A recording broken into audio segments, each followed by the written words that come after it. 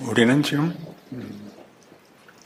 하나님의 일하시는 그 무대, 틀, 구조 속에 우리가 놓여 있다는 부분을 지금 배우고 있습니다. 위에 있는 권세에 순복하라 하는 것이죠. 세상은 다만 권력 싸움밖에 어떤 목적과 의미를 부여할 데가 없지만 우리는 하나님께서 인류를 구원하려 하시며 복주려 하신다라는 믿음을 갖고 있고 그런 역사관과 운명을 소유하고 있는 자들입니다. 네가 놓여있는 정황과 구조 속에서 네 역할, 네 자리를 지키라. 그래서 국세도 바치고 지방세도 바쳐라 하는 데까지 왔죠. 그러한 커다란 구조, 틀, 무대 같은 것들을 제가 다 이렇게 묶어서 컨텍스트라는 말로 지금 쓰고 있습니다. 컨텍스트는 이거보다는 작게 문맥, 정황 등에 쓰이는 단어이지만 저희 말을 아직 못 만들어서 적당한 단어를 못 찾아서 제가 그렇게 컨텍스트와 텍스트 이렇게 둘로 나눠서 쓰고 있습니다. 컨텍스트를 두려워 말라 이렇게 얘기할 수도 있고 컨텍스트를 텍스트로 오해하지 말라 이런 얘기일 수도 있습니다. 우리만이 텍스트입니다. 우리는 현실적으로 우리가 몸담고 있는 시대, 사회, 조건 이런 것들이 다 사실 어렵습니다. 하나님이 우리에게 그런 조건들을 예수를 믿고 거룩한 목적을 부여받고 있다는 사실 때문에 개선해 주지 않는다는 것을 깊이 이해하고 있어야 된다라는 것이 중요합니다. 우리식으로 얘기하자면 이렇게 거룩하고 중요한 사명을 갖고 있는데 이렇게 보잘것없는 지위와 무력한 역할을 맡기시는 현실이 그 이해가 안 되고 너무 작다. 그런 불평을 할 수 있습니다. 거기에 대한 얘기지요. 마태복음 16장 24절은 우리 잘 아는 구절이니까 외워보죠. 제가 아무든지 나를 따르려거든 자기를 부인하고 자기 십자가를 지고 나를 쫓을 것이니라. 제자도에 관한 예수님의 유명한 요구입니다. 자기를 부인한다는 것은 자기라는 존재와 가치를 부정하는 것입니다. 그러니까 우리는 말하자면 권력을 가지거나 스스로를 증명할 어떤 재주를 가지거나 또는 좀 심하게 나가서 벨도 내놔야 되는 것입니다. 그게 자기 부인입니다. 있어도 그만 없어도 그만인 존재로 하나님이 우리를 컨텍스트 속에 넣어 놓으신답니다. 여기가 어렵죠. 중요한 임무를 맡았으니 중요한 지위를 가져야 된다고 생각하는데 예수님 자신이 그렇지 않았습니다. 너무나 잘 아시지 않습니까? 예수님은 당시대 아무런 지위를 갖고 있지 않습니다. 그 앞서 그의 길을 예비한 세례 요한은 저 광야에 외치는 소리입니다. 존재도 신분도 아니고 그저 다만 소리입니다. 광야에 외치는 소리. 이렇게 우리는 아무것도 아닌 존재로 이 컨텍스트 속에 있습니다. 잊지 마셔야 합니다. 그리고 자기 십자가를 져야 됩니다. 죽어 나갈 것입니다.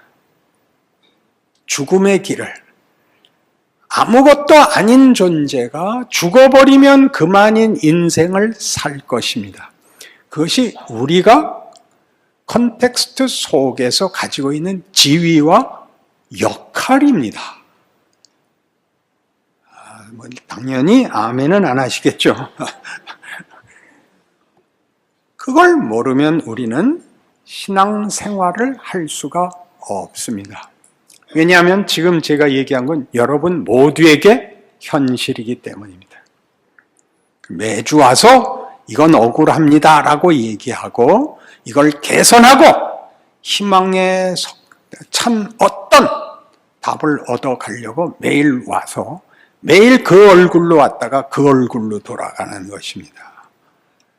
그건 여러분이 그렇게 오해하고 있는 겁니다. 성경은 한 번도 그 약속을 한 적이 없는데 성경이 한 약속이 뭔지는 모르고 진심, 선, 종교, 임무라는 이름으로 여러분들은 그 암묵적으로 자신들의 안심과 자존심을 채우고 싶어 합니다. 그렇게는 못한다. 그것이 예수의 십자가 죽음입니다. 그러니 우리 잘 아는 시편 90편을 보시면 시편에 있는 유일한 모세의 기도문입니다. 이런 기도가 실려 있습니다. 시편 90편입니다. 주여, 주는 대대에 우리의 거처가 되셨나이다. 산이 생기기 전, 땅과 세계도 주께서 조성하시기 전, 곧 영원부터 영원까지 주는 하나님이시니이다. 주께서 사람을 티끌로 돌아가게 하시고 말씀하시기를 너희 인생들은 돌아가라 하셨사오니 주의 목전에는 천년이 지나간 어제 같으며 밤의 한순간 같을 뿐임이니이다. 주께서 그들을 홍수처럼 쓸어 가시나이다. 그들은 잠깐 자는 것 같으며 아침에 돋는 풀 같으니이다. 푸른 아침에 꽃이 피어 자라다가 저녁에는 시들어 마르나이다. 우리는 주의 노에 소멸되며 주의 분내심에 놀라나이다. 주께서 우리의 죄악을 주의 앞에 놓으시며 우리의 은밀한 죄를 주의 얼굴 빛 가운데 두셨사오니 우리의 모든 날이 주의 분노 중에 지나가며 우리의 평생이 순식간에 다하였나이다. 우리의 연수가 70이요 강건하면 80이라도 그 연수의 자랑은 수고와 슬픔뿐이요 신속히 가니 우리가 날아가나이다. 누가 주의 노여움의 능력을 알며 누가 주의 진노의 두려움을 알리까? 우리에게 우리 날 계수함을 가르치사 지혜로운 마음을 얻게 하소서.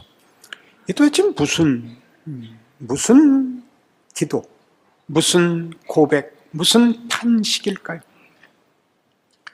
모세는 120살을 삽니다. 40년은 바로의 궁에서 길리워지고 그 다음 40년은 도망가 미디안 광야에서 그저 세월을 보내고 그저 그렇게 한 줌 재로 늙어가지요. 80의 부름을 받습니다. 그 40년 동안 잘 하시는 대로 바로 앞에서 10가지 재앙을 내리고 홍해를 가르며 반석에서 물을 내며 하나님이 붙드시는 대로 구름기둥과 불기둥으로 인도되는 이스라엘 백성들을 데리고 호렙산에서 율법을 받고 그리고 저들의 불순종으로 40년 동안 광야를 헤매며 다 죽습니다. 그 배경을 가진 기도지요. 얼마나 인생은 짧습니까? 얼마나 인생은 못났습니까? 우리의 죄가 주 앞에 있고 주의 분노에 일식간에 다 죽어버리는 참으로 헛된 못난 인생입니다. 그렇게 고백하고 있습니다.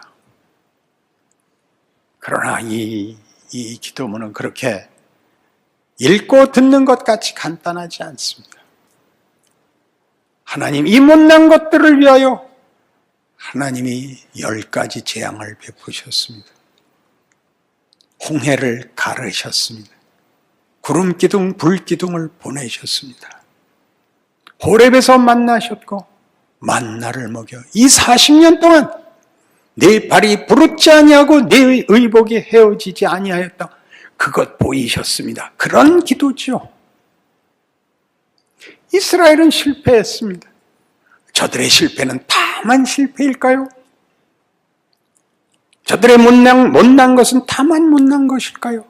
거기 얼마나 많은 것이 담겨 하나님의 신실하심과 오래 참으심과 못난 인생을 향하여 퍼부은 하나님의 진실하심과 능력으로 그들의 생애를 모든 인류에게, 모든 후손들에게 유익으로 남기고 포기하지 않는 하나님으로 둥실 솟아나는 하나님의 자기 본문은 이 못난 것 속에서 얼마나 크던가요?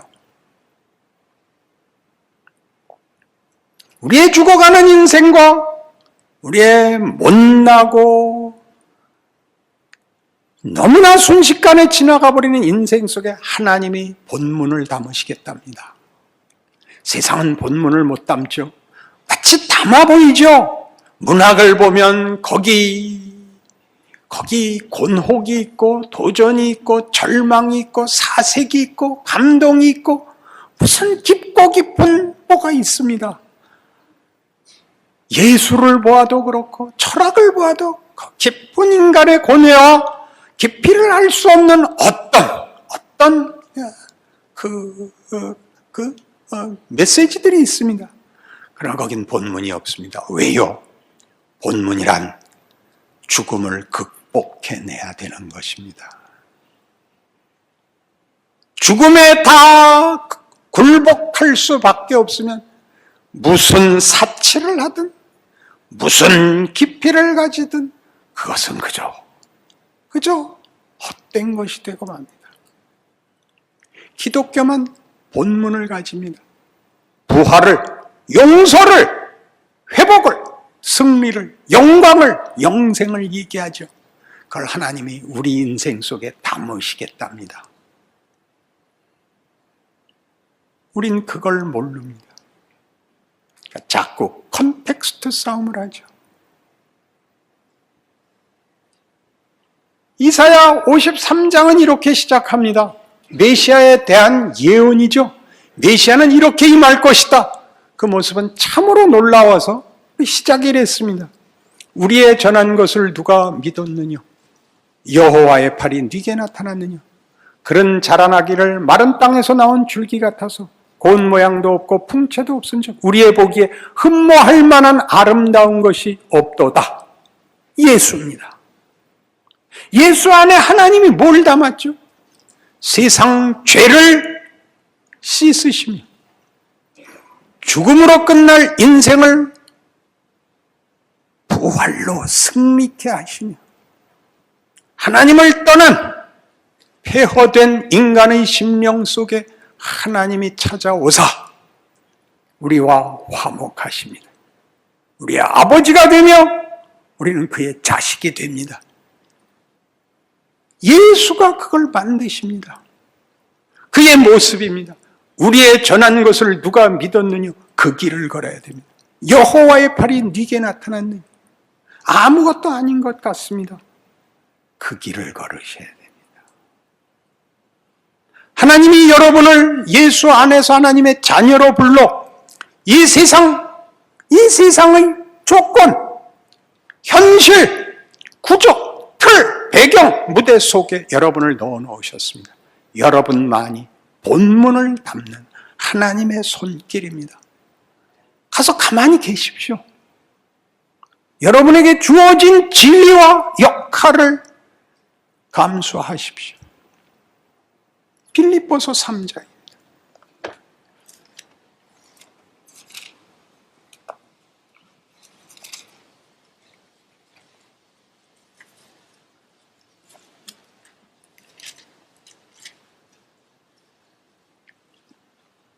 빌립보서 3장 10절.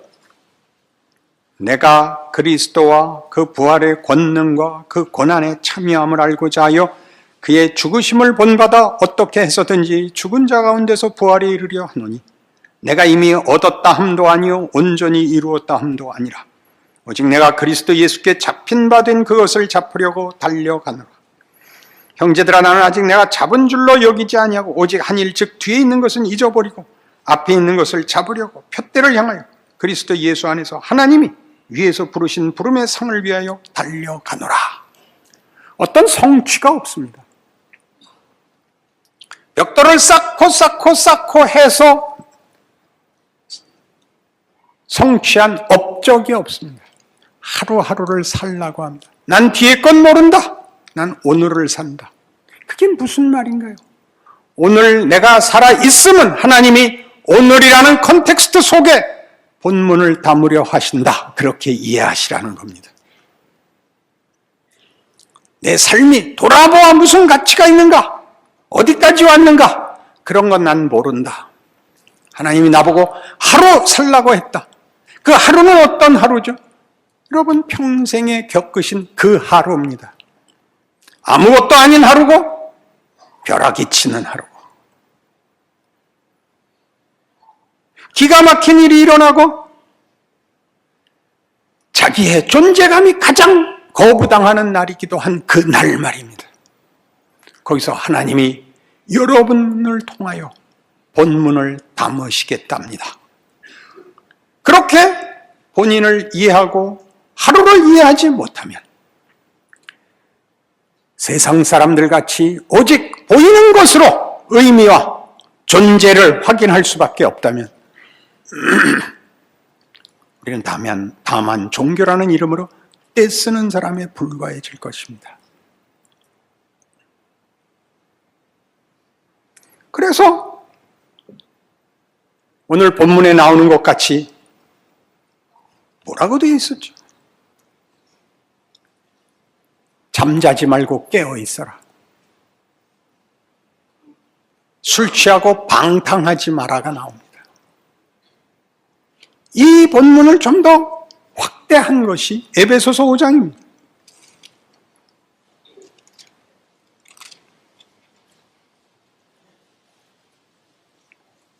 에베소서 5장 8절.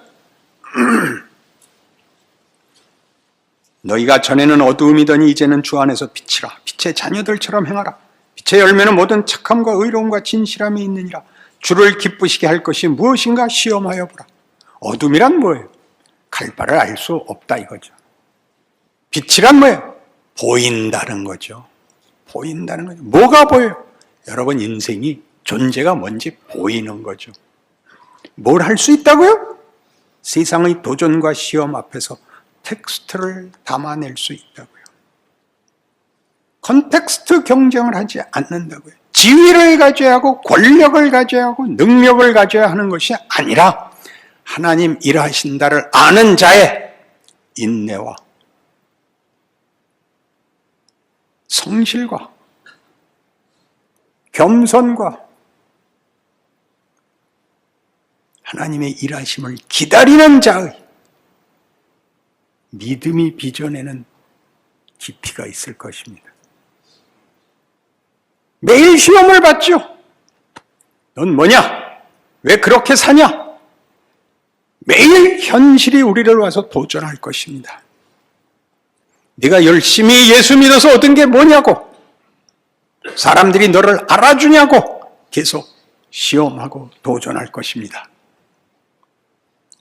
무슨 효과가 있냐고. 히브리서 11장에 나오는 모든 믿음의 사람들은 보상을 받지 못하고 죽었다. 그렇게 증거되는 것입니다.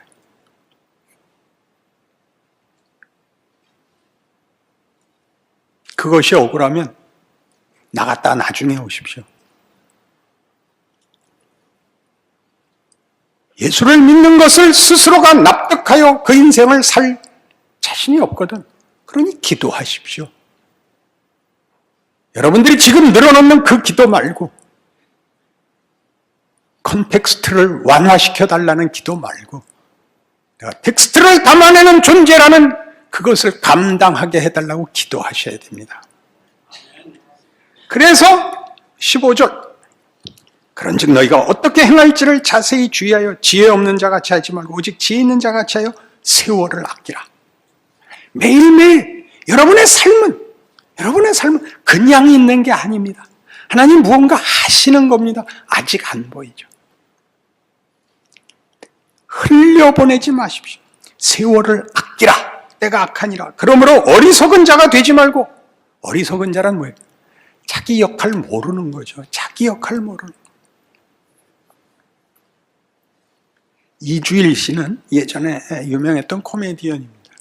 못생겨서 써주질 않아서 유랑극단 쫓아다니고 어떻게든지 연예계에 데뷔를 하고 싶었는데, 하춘아 씨 공연하던 그 공연장에 불이 났을 때 하춘아 씨 구원, 그러니까 업고 나온 덕으로 하춘아 씨가 밀어줘서 이제 데뷔를 하게 됐습니다. 간단한 단역을 맡게 됐죠. 어떤 환자가 죽게 됐는데 이제 의사 가운을 입고 들어가서 눈을 까뒤집어 보고 운명하셨습니다. 이거 이제 하나입니다. 그래서 일주일 내내 대사를 외우는 겁니다. 운명하셨습니다. 운명하셨습니다. 그리고 이제 시간이 되어 자기 순서되어서 나가서 자기 눈까지 뒤집고 운명하셨습니다. 그리고 돌아와서 하루아침에 스타가 됐죠. 왜 자기 눈은 깠을까요? 연습을 했으니까.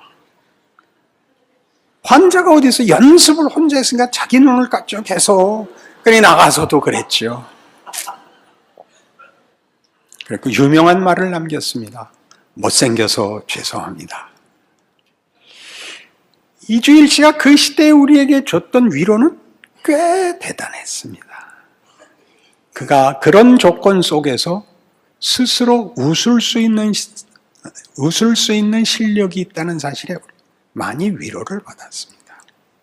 못생겨서 당하고 아무 연고도 없고 낙이 없다가 그렇게 대중에게 알려지고 유명해졌는데 그 유명한 걸로 잘못하지 않고 본인의 못난 것을 이렇게 함께 은혜로 나눴던 흔치 않은 위인이었습니다. 우리가 보이는 것으로 보상을 받거나 확인하도록 보냄을 받지 않았다는 걸 아는 것은 얼마나 어려울까요? 얼마나 어려울까요?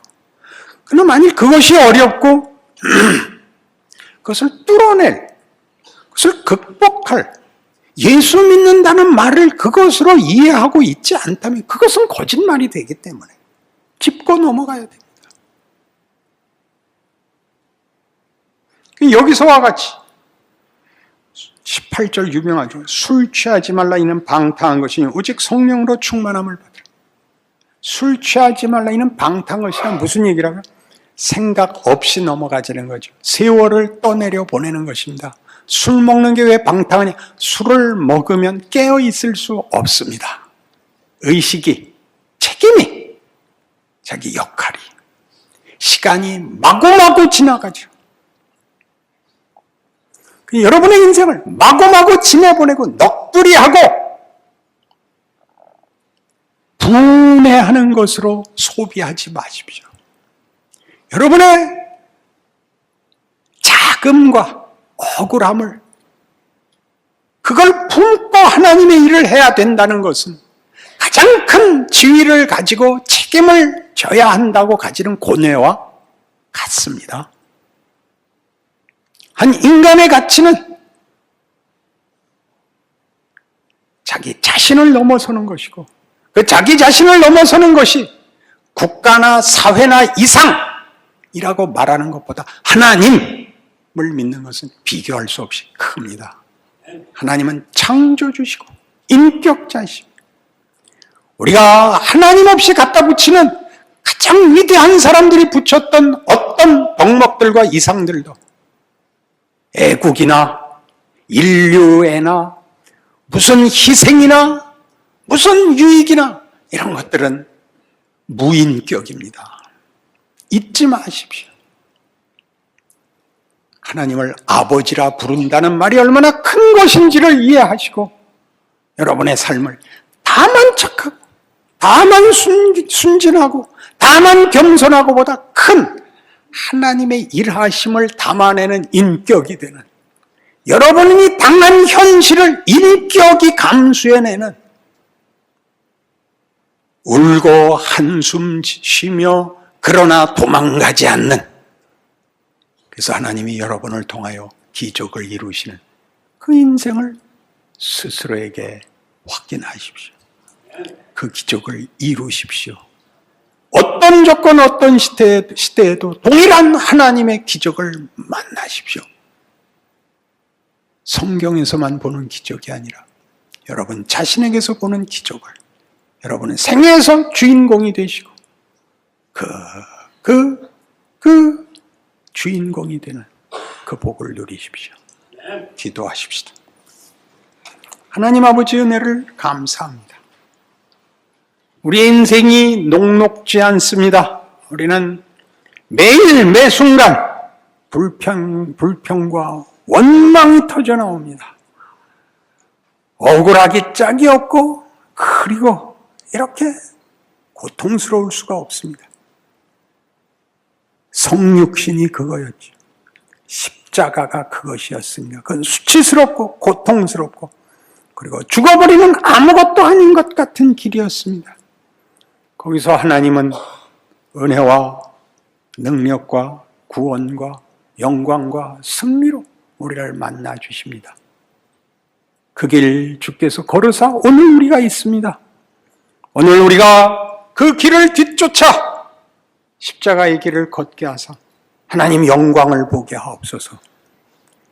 이 원망과 분노만 있는 우리 세상 속에서 하나님의 회복과 구원을 증거하는 귀한 인생들 되게 하여 주시옵소서.